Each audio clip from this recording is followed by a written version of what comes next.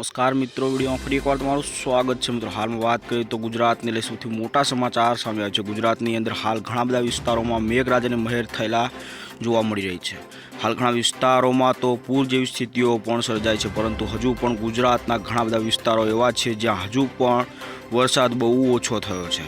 તો હાલમાં અંબાલાલ પટેલને લઈ સૌથી વધારે મોટા સમાચારની વાત કરીએ તો આગામી દિવસોની અંદર ભારે વરસાદની આગાહી કરવામાં આવી છે। અંબાલાલ પટેલની આગાહી પ્રમાણે 24 જુલાઈ સુધીમાં તો ઉત્તર ગુજરાતના, મધ્ય ગુજરાતના અને ભાગોમાં વરસાદ રહેવાની શક્યતા રહેશે, જેમાં વડોદરા, આણંદ, નડિયાદ, કાપડવંજ, જંબુ, પંચમહાલ અને મહીસાગર કેટલાક ભાગોમાં ભારે વરસાદ થવાની પણ શક્યતાઓ થઈ છે। અંબાલાલ પટેલના જણાવ્યા અનુસાર વાત કરીએ તો હાલના સૌથી મોટા સમાચાર કહેવામાં આવી રહ્યા છે।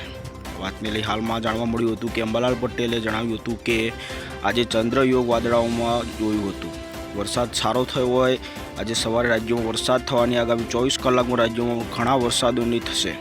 આવતીકાલે વરસાદ ગાંધીનગર અને અમદાવાદમાં પણ ભારે વરસાદ રહેવાની શક્યતાઓ સર્જાઈ શકે છે, એવી અંબાલાલ પટેલની આગાહી કરવામાં આવી છે।